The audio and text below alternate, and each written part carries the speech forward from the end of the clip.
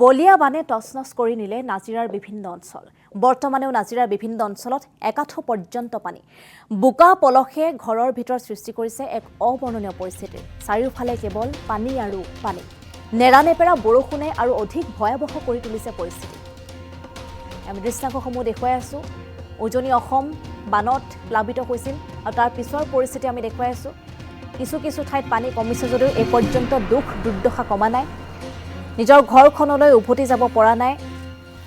আশ্ৰয় শিবিৰত আশ্ৰয় লৈ আছে বহুলোকে। আনহাতে বহুলোকে এতিয়াও ৰাজপথতে খোৱাৰ ব্যৱস্থা কৰি লৈছে। কোনোমতে কোনো লোকৰ সাহায্যসমূহেৰে এই মুহূৰ্তলৈকে চলি আছে নাজিৰাৰ বিভিন্ন প্ৰান্তৰ লোকসকল। নেৰানেপেৰা বৰষুণে আৰু অধিক ভয়াৱহ পৰিস্থিতিৰ সৃষ্টি কৰিছিলে নাজিৰাত। আমি কেইবাটাও প্ৰান্তৰ দৃশ্যাংশ দেখুৱাইছোঁ। বানে কেনেধৰণৰ পৰিস্থিতিৰ সৃষ্টি কৰিছিল নাজিৰা, শিৱসাগৰকে ধৰি বা চৰাইদেউকে ধৰি বিভিন্ন প্ৰান্তৰ অঞ্চলসমূহ কেনেদৰে বানত ক্ষতিগ্ৰস্ত হৈছিল। বানত ক্ষতিগ্ৰস্ত হোৱা এইসকল লোকে কিন্তু বৰ্তমানে নিজৰ আপোন ঘৰখনলৈ উভতি যাব পৰা নাই। কিছু লোক উভতি গৈছে যদিও বোকা পলসত পুত গৈ থকা ঘৰখন দেখি শোকাকুল পৰিৱেশে বিৰাজ কৰিছে। কান্দোনত ভাগি পৰিছে, মূৰে কপালে হাত দিছে। মূৰৰ ওপৰত আকাশ ভাঙি পৰাৰ দৰে ঘটনাৰ সৃষ্টি হৈছে। আমি কেইবাটাও দৃশ্যাংশ দেখুৱাই আছোঁ। এফালে দেখুৱাই আছোঁ কেনেদৰে পানীৰ ঢলে উটুৱাই লৈ গৈছিল বহুতৰ আপোন ঘৰখন। আনহাতে বানপানী যোৱাৰ পাছতো কেনেধৰণৰ পৰিস্থিতিৰ সৃষ্টি হৈছে। বোকা পলসত মাথো পোত গৈছে নিজৰ ঘৰখন। এনেদৰে বোকা পলস আঁতৰোৱাই কোনোমতে কোনো লোকে নিজৰ থাকিবলৈ বা ঠাইকণ যোগাৰ কৰিবলৈ চেষ্টা কৰিছে। নিজৰ ঘৰখন নতুনকৈ সজোৱাৰ পৰিকল্পনা কৰিছে কোনো লোকে। কিন্তু কোনো লোকে এতিয়াও ঘৰখনলৈ উভতি যাবলৈ সাহস কৰা নাই, কিয়নো নিজৰ ঘৰখন বা ঘৰখনৰ পৰিয়ালৰ সদস্যসকলো বিচাৰি পোৱা নাই। এতিয়াও যিহেতু সন্ধানহীনতাৰ খবৰ আহি আছে। মৃতকৰ সংখ্যা ক্ৰমাৎ বৃদ্ধি পাবলৈ আৰম্ভ কৰিছে। কালিৰ দিনটোত ৮২ জনকৈ লোকৰ মৃত্যুৰ খবৰ আহিছিল। আজিৰ দিনটোতো মৃতকৰ সংখ্যা বৃদ্ধি হৈছে। এনেদৰে এতিয়া এক ভয়ংকৰ পৰিস্থিতিৰ সৃষ্টি হৈছে নাজিৰাত। তাৰোপৰি দিখৌ নদীৰ জলস্তৰ ক্ৰমাৎ বৃদ্ধি পাবলৈ আৰম্ভ কৰিছে। আনহাতে কালিৰ দিনটোত দৈয়াং জলবিদ্যুৎ প্ৰকল্পৰ ৩খনকৈ গেট যিহেতু মুকলি কৰা হৈছিল, কালিৰ দিনটোত আন এখন গেট মুকলি কৰি দিয়া হৈছে বা খুলি দিয়া হৈছে। তাৰ পাছত আন এক ভয়ংকৰ পৰিস্থিতিৰ সৃষ্টি হোৱাৰ আশংকা প্ৰকাশ কৰা হৈছে। আনহাতে আমি কেইবাটাও দৃশ্যাংশ দেখুৱাইছোঁ। কোনো লোক নিজৰ ঘৰখনলৈ উভতি গৈছে যদিও এনে এক পৰিস্থিতি তেওঁলোকে কোনো কাৰণে কল্পনা কৰা নাছিল। পলস আঁতৰাই, বোকা পলস আঁতৰাই নিজৰ ঘৰখনত থাকিবৰ বাবে এডোখৰ ঠাই তেওঁলোকে উলিয়াই লৈছে। কিন্তু কেনেদৰে শূন্যৰ পৰা পুনৰ আৰম্ভ কৰিব তাক লৈ ভাবি এতিয়া মূৰে কপালে হাত দিব লগা হৈছে এইসকল দুৰ্ভগীয়া লোকে। মুঠৰ ওপৰত এই ভয়ংকৰ বানে এক প্ৰকাৰ তছনছ কৰি গ'ল সমগ্ৰ শিৱসাগৰ, নাজিৰা, চৰাইদেউবাসীক।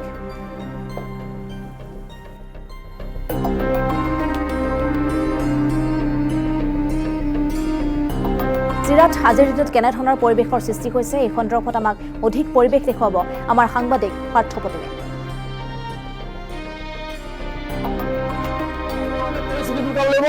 এফালে বৰষুণ, আনফালে যেন যি বান বিভীষিকা যদি অকণমান দেখা পাব যে কি আজি দৰিকা লৈ কেনেধৰণে উৎপন্ন উঠিছে বুলি এই মুহূৰ্তত মই ক'ব লাগিব। আমি আছাম টকছে প্ৰত্যেকটো মুহূৰ্তত প্ৰতিদিনৰ প্ৰতিটাও আমি ৰাইজক আমি দেখাবলৈ চেষ্টা কৰিছোঁ। ইয়াত বহু যিহেতু বান সাহায্য আহিছে তেখেতলোকৰ পৰা আমি যিসমূহ বানাক্ৰান্ত আছে তেখেতলোকৰ পৰা কিছুমান কথা জানিবলৈ চেষ্টা কৰিম। যিহেতু মই দেখা পাইছোঁ যে কি এই মুহূৰ্তত মই যিহেতু এজাক মুষলধাৰ বৰষুণৰ মাজত হ'লেও আমি নিজৰ কৰ্তব্য সম্পাদন কৰিবৰ বাবে আজি চেষ্টা কৰিছোঁ বুলি এই মুহূৰ্তত মই ক'ব লাগিব। মই যাব চেষ্টা কৰিম যে কি ইয়াত বহু ৰাইজ আছে যিহেতু এখন চালি মোৰ দেখাই যে কি এখন চালিৰ মাজত তেখেতলোকে এনেধৰণে ইয়াত যিহেতু আছে। মই তেখেতলোকৰ পৰা সম্পূৰ্ণ কথা জানিব চেষ্টা কৰিম। যিহেতু বাইদেউ মই আপোনাৰ ওচৰলৈ আহিছোঁ, আপোনালোকৰ যিটো এই যি বান বিভীষিকা এই তাৰ মাজত আমি আহিছোঁ, মুষলধাৰ বৰষুণ, তথাপিতো আপোনালোকে এখন চালিৰ তলত থাকিবলগীয়া হৈছে। কিমান দিনৰ পৰা আপোনালোকৰ?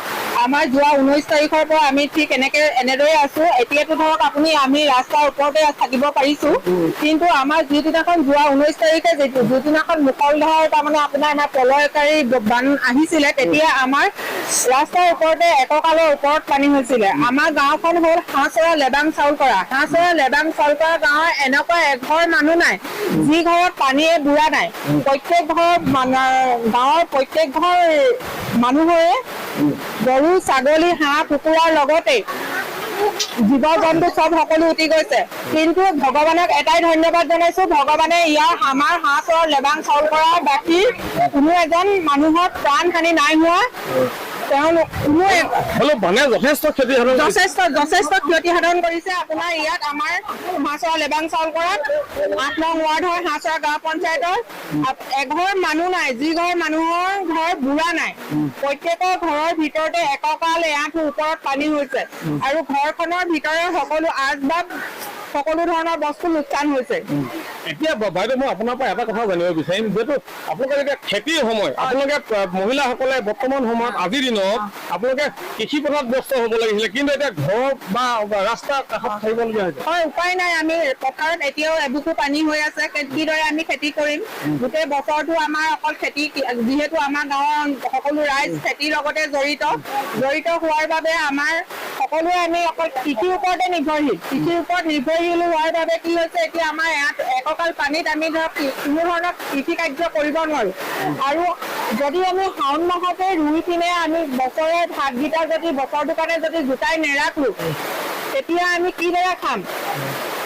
আজি চৰকাৰী সাহায্য আহিছে, চাউল পাইছো, চাউল 2-3 কেজি পাইছে, 3 কেজিটো আপোনাৰ পৰ্যাপ্ত বৰষুণ। সেই বৰষুণৰ পিছৰ দৃশ্য আমি সম্পূৰ্ণ একাধিকমে দেখাই যাবলৈ চেষ্টা কৰিছো, যে দেখা পাই যে এখন টিঙৰ চালিৰ তলত এনেধৰণে ৰাইজসকলে যেন বৰ্তমান সময়ত অৱস্থান কৰিছে বুলি ক'ব দেখা পাইছে নেকি। মুখলধাৰ বৰষুণ, এই বৰষুণৰ মাজত দেখা পাইছে নেকি সম্পূৰ্ণ দৃশ্য আমি একাধিকমে দেখাই যাবলৈ চেষ্টা কৰিছো, যে দেখা পাইছে এয়াই প্ৰকৃত সত্য।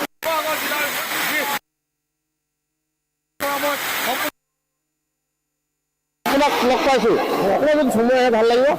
আপোনালোকৰ যিটো এই মৰ্ম বেদনা, যিটো বানাক্ৰান্ত আপোনালোক কেনেধৰণে কি কৰিছে? বেয়া হৈছে আজি এসপ্তাহ বাদ হ'ল, পানী ভৰগত আৰু বাঢ়িছে এতিয়া পানী। এতিয়া কাষত আপোনাৰ পিছফালে এখন দৰিকা নৈ যিটো আৰু উপন্দি উঠিছে, আপুনি আকৌ হ'ব আৰু হ'ব বাৰু বাঢ়িলে এতিয়া হাত বাঢ়িলে এতিয়া আপোনালোকৰ যিটো নাজল নাফল অৱস্থা বুলি ক'ব লাগিব, দৰিকা বাঢ়িছে, দিশও বাঢ়িছে, তেনে ক্ষেত্ৰত আপোনালোকে কেনেধৰণে জীৱন অতিবাহিত কৰিছে? তাকে কি কৰিম, ভগৱানকে চিন্তা কৰিছো আৰু ক'লৈ যাম আকৌ বাঢ়িলে। এক মুখলধাৰ বৰষুণৰ মাজতো আমি আছাম টক্সত প্ৰতিটো মুহূৰ্ত প্ৰতিটো দৃশ্য দেখাবলৈ চেষ্টা কৰিছো। আৰু এই মহিলা যিটো আছে, মই আপোনাৰ ওচৰলৈ আহিছো, আপোনালোকৰ এই যিটো স্থানীয় যে ৰাইজসকলৰ পৰা যথেষ্ট আমি বাৰ্তা আমি সংগ্ৰহ কৰিছো।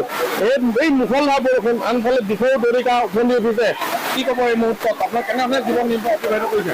এই মুহূৰ্তত এতিয়া আমাৰ ক'বলৈ একো ভাষাই নহৈছে।